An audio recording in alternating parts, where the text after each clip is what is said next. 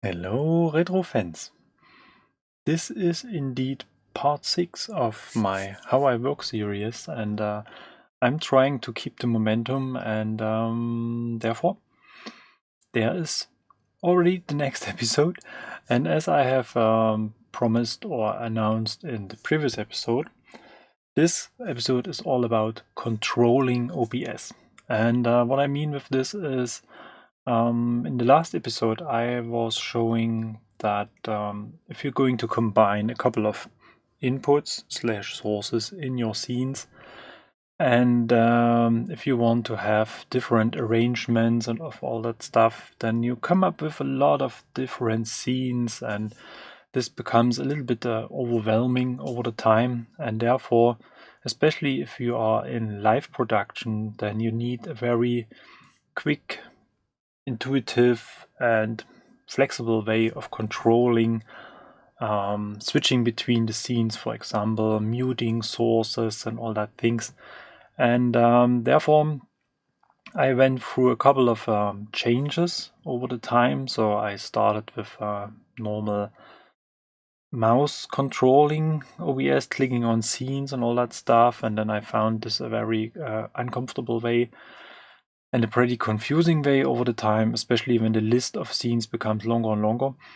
And then I was working with keyboard shortcuts, and then I ended up that I was a little bit, well, it was hard to remember which key is using, or which key is triggering which scene transition, for example.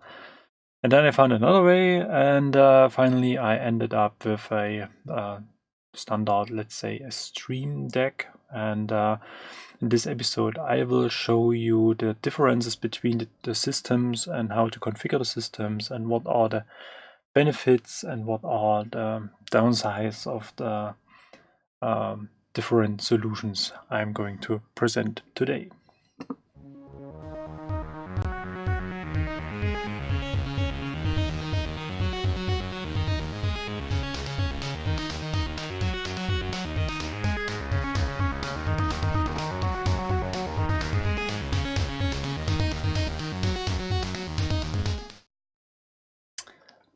And here we go. I just had to look for the right key to trigger the scene transition. And I have prepared basically 3 solutions, and I'm going to talk about all those 3 solutions. And as you can see, I have prepared a standard USB num block, which stands for, let's say, the extension of your standard keyboard. It works the very same as a standard keyboard. We will see this in a minute. Then I have prepared the Roccat, I don't know how it is called actually. Perhaps it's somewhere mentioned. Power Grid. Here we go. And that's one system I have used for a very long time. And I have to say that's a very cool thing. And it's probably the cheapest you can get for controlling OBS with a more comfortable, let's say, graphical interface. And then I have prepared probably the most expensive way of controlling OBS with configurable hotkeys, and this is the Elgato Stream Deck XL, so that's the bigger version. And I'm going to talk about all those different things. And as a very first thing, what we have to do in OBS, and let's switch to the window view, because now we're going to have some, just need to, wow, this looks fancy. Not going to need this. To do some configuration. And for this we have to go to settings. This is basically the core of all those. And we may have to extend our windows a little bit here. Just recognize this. And we have to do this by doing some transform. And we have to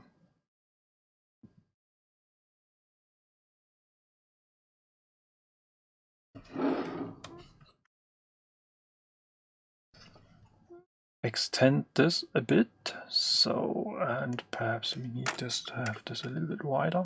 Okay, so now this should be a little bit more comfortable. If we move this to this place, then we should see. Let's move this to the middle. So now it should work. This is one of the downsides of live editing. And in OBS we have basically two things we have to work with, and one is hidden in the advanced tab, and here we have to say hotkeys. Hotkeys focus behavior. Disable hotkeys when main Windows is not in focus. This is very important. If you have OBS running and you want to switch to your game, your browser, whatever you need to do while recording a video or while streaming, and you go and start typing and you have set this to never disable hotkeys, then OBS may go and change scenes and settings quite crazy, because the faster you type, the more hotkeys you fire at OBS, and therefore it makes really a lot of sense to say disable hotkeys when main window is not in focus. And as soon as OBS is losing the focus, as soon as you switch to your game, whatever, your chat program, your channel chat, whatever, and start typing, then OBS is ignoring those hotkeys. And the next thing is, obviously, we have to go to the hotkey section. And here we have a long list of all the scenes we have created in OBS. And as you can see, you have some main hotkeys, which is basically affecting start recording, start streaming, and switching between studio mode and live mode, transitions and all that things. And basically for the very beginning you may just need start stop streaming and start stop recording, and then we can move on and go to our scenes. And you have the scene name here on top of the configuration section. And the thing is that this is in some sort of alphabetical order, I would say, and this is not representing your scene order you have set in your scene section. And this makes it a little bit hard to find your scenes from time to time. But here we have a filter section, and if we maybe just type in cam, for example, then we will see all the scenes and all the options aligned or connected to the term you have searched for. Unfortunately, and this is really something that makes it a little bit hard to use, as we're going to delete this, we can see that the name of the scene is C64 plus cam, and what we are looking for is a switch to scene. And as soon as we filter for cam, this option is not available anymore. And therefore, you may have to scroll through your list, look for the scene you want to configure, and then we need to assign a shortcut to this switch scene option. And the very easy thing to do so is that if you have your devices already available, whether it's a keyboard or is it the Roccat Power Grid, then you just go to this option, and then you can say, for example, we delete this, switch to scene, and this is going to be cam 2, and cam 2 is I think my face cam, I hope so, yes. And then you just press the button, and then this hotkey will fire at OBS, and you have the right hotkey assigned to this scene, switch to scene option. So at the end, obviously, you have to click apply or OK, and then this window will disappear.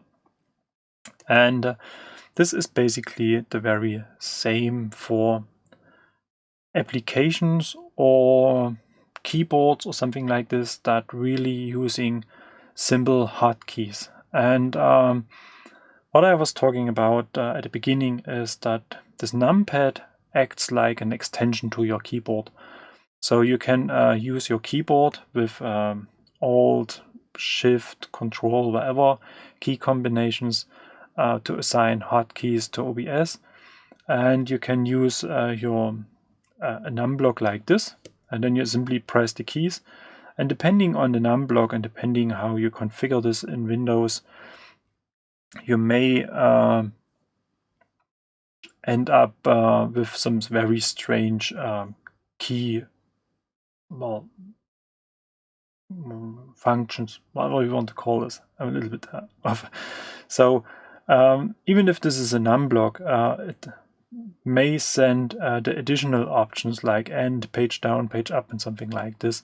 And you have to keep this in mind. Sometimes it's a little bit tricky to get Windows, for example, to work with the right set of keys, for example. So if you set this to numblock mode and then you use 1, 2, 3, 4, 5, and this will be the very same for your standard keyboard. So if you press 1, 2, 3, 4, 5 on your keyboard, then you will trigger the very same function.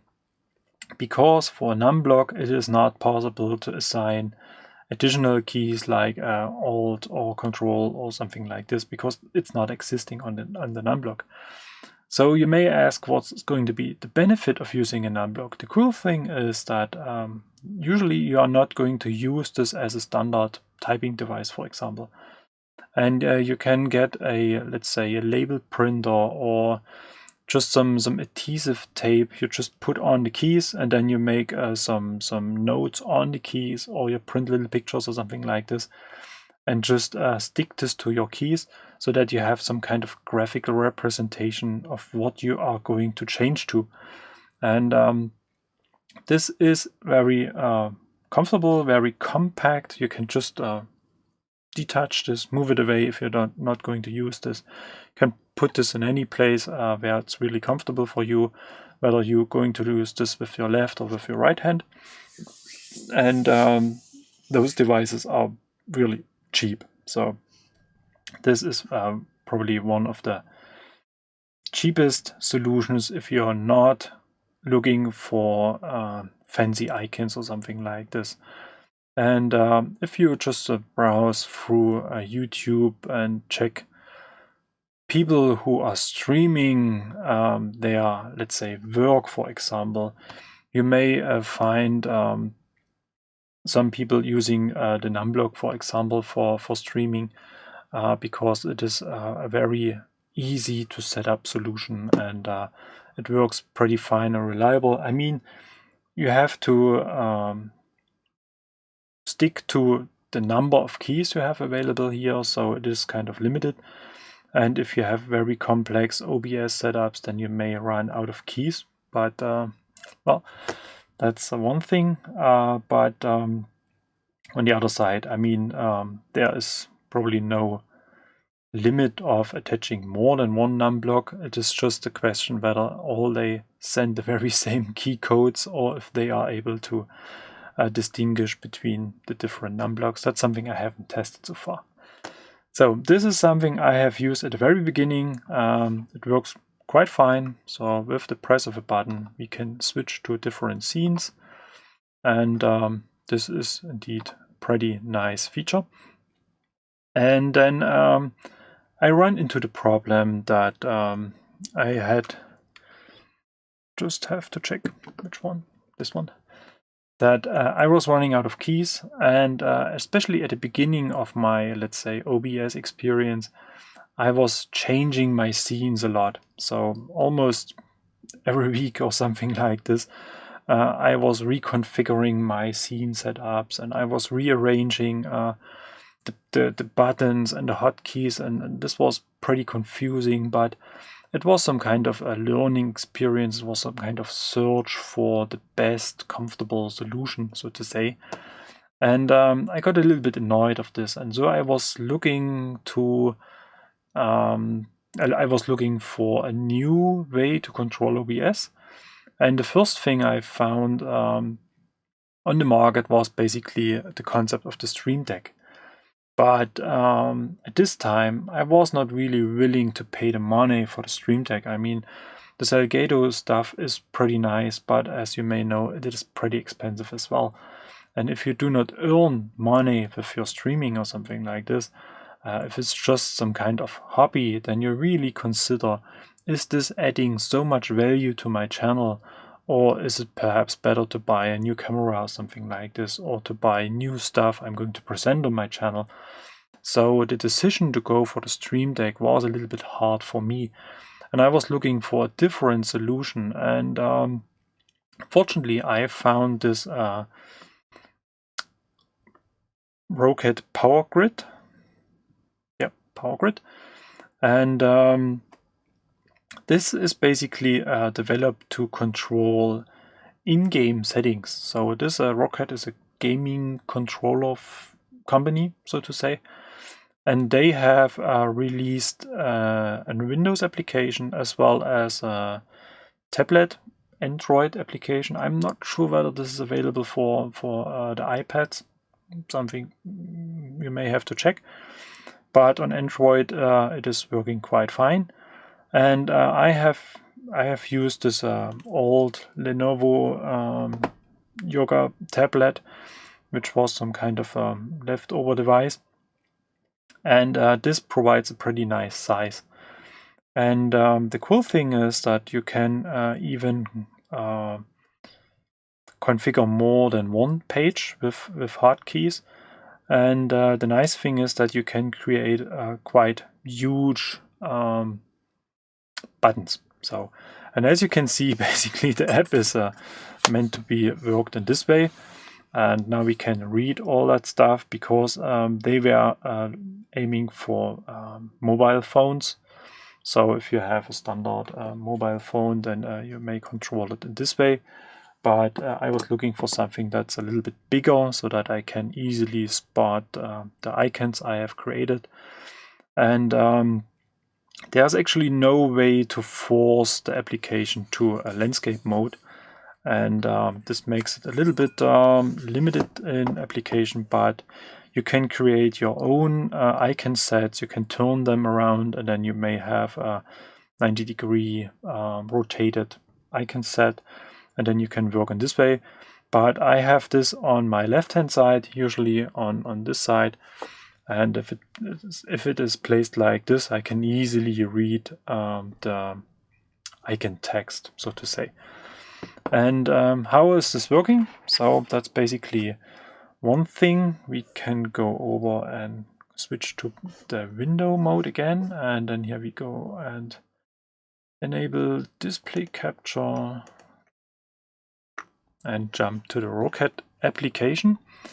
And basically at the beginning it looks like this. You have some predefined grids, so to say. Grid is what we can see here on the right hand side. And as I said, there are a couple of predefined stuff. Then you can add custom grids. And as you can see, I have used this application to control my Europe truck simulator as well. So you can add a lot of functions to games. Then you have some system information and all that stuff. And the way it works is that you select your grids you want to use, and then you add this to your grid bar here at the bottom of this application. And if you click on this, you can see how this is going to look like on your phone or on your tablet. And if you go to editor, then you can click on those little icons. You can assign custom icons to this. And now I have clicked on something that wasn't really intended. Anyway, and then here on the top of the screen, you set the function of this, well, virtual key, of the soft key, so to say. And you can say an execute, or shortcut, a macro. A macro can contain more than one key, for example. That's pretty handsome if you want to let's say start OBS and immediately start streaming or something like this. You can assign a pause in between and all that things. So that's pretty comfortable. And as I said, you can assign shortcuts to all of these different icons. They can have different sizes, as you can see. So we have a double-sized icon and a single-sized icon. And you can assign own graphics to the stuff. You can assign a custom background to this thingy. And therefore you can customize this very easily. So now we just have to say none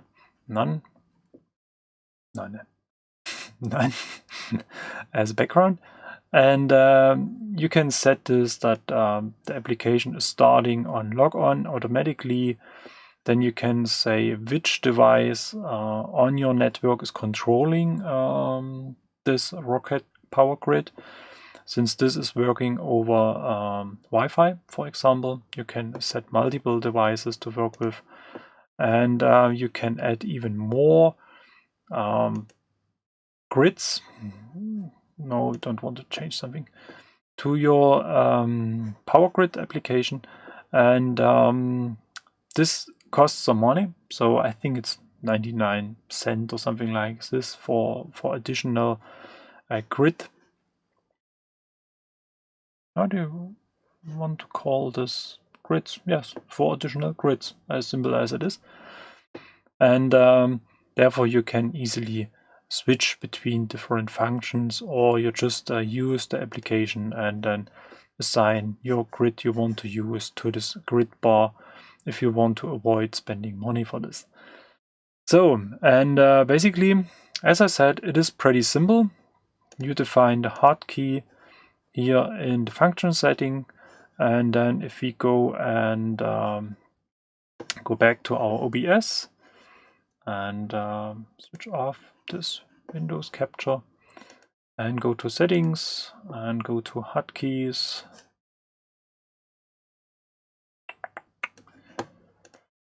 and then we are looking for the scene we want to assign.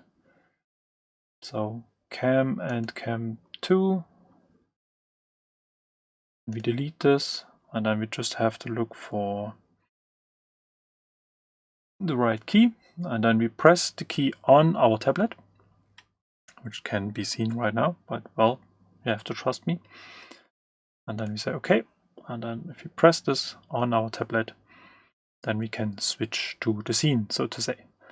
Very easy, very comfortable, and basically if you can live with one grid, then it's absolutely for free. And if you want to add more grids, then you have to spend 99 cents, which is indeed not that much money. Unfortunately, this application is no longer supported by Roccat. You really have to Google for it, and I will try to add the download link to the description section. I haven't checked whether it's available still, but I think there was a download source for it.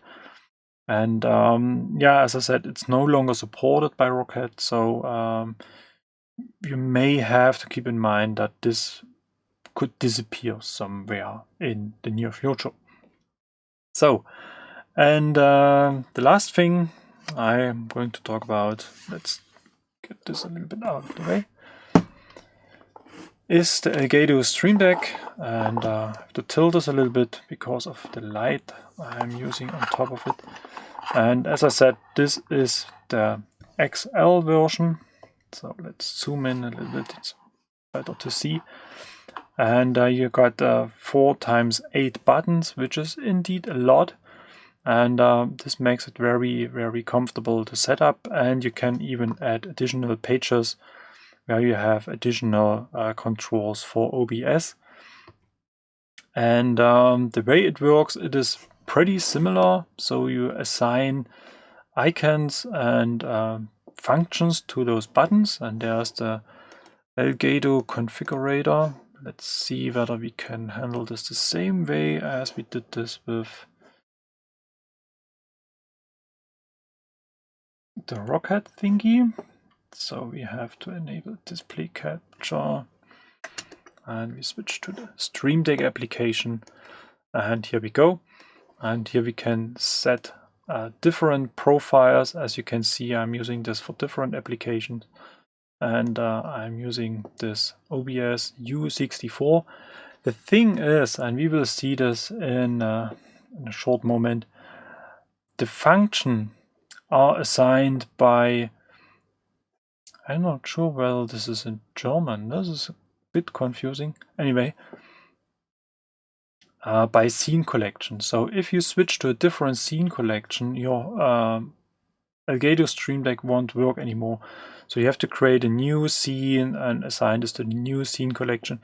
This makes it a little bit uncomfortable. I mean, I could easily live with just linking this setup to OBS. And if I'm using the same scene structure for different scene collection, the thing I have talked in the last episode, then I'm absolutely fine with this. But now I have to set up a new, how is it called, profile for every scene collection I'm using. And this makes it indeed a little bit cumbersome to use. I mean, you can duplicate this profile, and then you just have to change the scene collection here. But you have to do this for every scene collection you are using with the Stream Deck. Anyway, that's perhaps a little bit whining, a little bit complaining on a high level. But this is something that could be improved. And the interesting thing is, as you can see here, we have icons with different colors. And the way it works is that the Stream Deck is connected to OBS in a bidirectional way. This means that if you press a button on the Stream Deck, then OBS is doing something. It switches to a scene or something like this, for example, and communicates this back to the Stream Deck. So as we can see, I'm in the scene window, and you can see that the bottom window is highlighted. And if we jump to my camera view by pressing this button, now you can see window isn't highlighted any longer, but cam 1 zoom is now highlighted. And I can disable my microphone, and there's nothing to hear anymore if I do so. And I can disable other audio sources, for example. And if we switch to the second page, we can see that I'm recording right now. I'm not streaming, otherwise this button would be different. And this makes it very comfortable to use, because with a single glance you really see what scene is activated, and if you want to switch to another scene, you get some feedback whether this the scene switch has happened or not.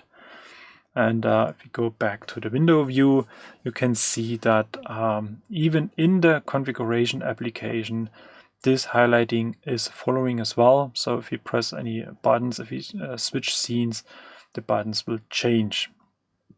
And well, that's basically how it works. You can see on the right hand side, you got a couple of different applications you can use with OBS, and they are predefined functions. And for OBS, it's a little bit limited. I wish there will be more options in the future. You have the chance to switch between scenes. You have the chance to disable sources. This is very comfortable if you want to keep your scene count very low.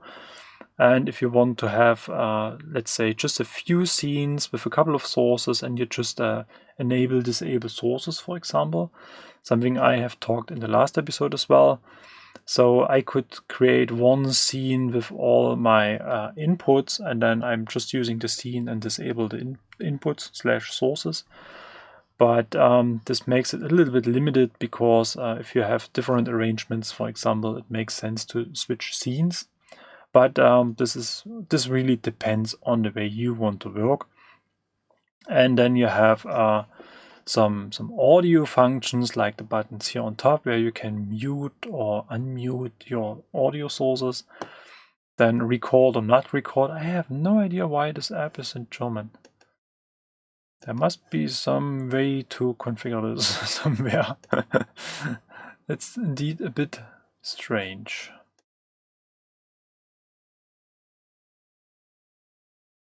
Because my whole operating system is set to English. and this application runs in German anyway. So, and yeah, and that's basically all you can do with OBS.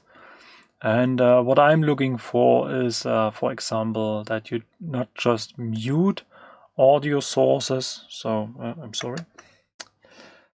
That you not just mute audio sources, but that you are able to change the volume, for example. This is especially important for streaming. I run into this problem every now and then when I have some music in the background, for example, and this music varies in loudness, for example, then sometimes my voice becomes a little bit hard to hear, to understand, to listen to. Or if you work with, for example, a game, C64 console, whatever game, and you got some intro music and this is louder than the game music, for example, and you want to adjust the volume in between, then you have to go back to your mouse and you have to operate directly in OBS with the volume settings, and yeah, and this makes it a little bit well, not very, how to say this, compact, or how very consistent in controlling OBS. So if you consider the Stream Deck as the core application or the core device for controlling OBS, then basically you don't want to go back to your mouse or other devices to control OBS. You just want to do this with the Stream Deck. So I'm really looking forward, perhaps this function is coming sometimes, and then this whole Stream Deck would be almost perfect for controlling your streaming application. And as I said, it's not just limited to OBS, you can control other applications as well. And even if your application is not natively supported by the Stream Deck, you can easily fall back to the hotkey mode, the one I have presented with the numblock or with the Roccat Grid, for example. It works the very same for the Elgato Stream Deck. You just assign a hotkey to a button, and then you have to assign this hotkey in your application to a certain function. And as soon as the application has the focus, for example, and you press the button, then this action will be triggered. So you're absolutely free for the way it works. And this is probably one example for Euro Truck Simulator. It works with hotkeys. So my profile for EDS is using hotkeys. And therefore you can assign a lot of different functions to keys, and you can even switch pages, as I have shown here with OBS. And this is basically unlimited, so you can stack different, however, folders or key collections, whatever you want to call this, and you can jump between them, and you can even assign profile changes to keys, so you can even set up different profiles and switch between the profiles with the Stream Deck alone, without touching anything else than just the buttons of the Stream Deck. And this makes it indeed a very powerful device. So basically, I think that's all I have to say about the Elgato Stream Deck and how to configure this. And basically, that's almost the end of this episode. I hope this was a little bit interesting to you, how to control the different functions in OBS, what kind of solutions are existing on the market, and how to make your life as a content creator, streamer more comfortable and more easy to live. And well, yeah, if you have any questions, as usual, feel free to use the comment section. I will gather all those questions, and then there will be a questions and answer episode at the end of this How I Work line. And basically we have, well, kind of reached the end of this line already, because this is the last episode where I was talking about recording / streaming related topics and hardware and all that things. And the last episode, just to sum it up, will be the question and answer, and this will hopefully be the episode where I pick the winners of the giveaway activities or items or whatever we want to call this. And I just have to find some interesting, fair, fancy way to pick the winners. And as soon as I have figured out how to do this, then I will work on this episode, and then I will address all the questions you have asked in the comments, and perhaps I will cover a couple of suggestions and ideas you have mentioned there as well. So, as usual, thank you very much for watching, and thank you very much for subscribing. If you haven't done so yet, then feel free to hit the button. It's absolutely painless and for free, so nothing to fear about. And as usual, if you want to support this project even further, feel free to support me on Patreon or Ko-Fi. And I want to send out a big thank you to all Patreons and Ko-Fi supporters I have so far. I really appreciate this, and this is very, very helpful to maintain, especially the supports I'm doing for others. Like I have mentioned in the last episode, I'm a Patreon of OBS, of the OBS project, because I think this is very fantastic what this guy is doing. And basically, this is what I'm going to use this supportive money for. And I have a couple of other projects I support. You can see this on my Patreon page, and feel free to do so as well. And as usual, thank you very much for watching, and see you for the next episode. Bye bye.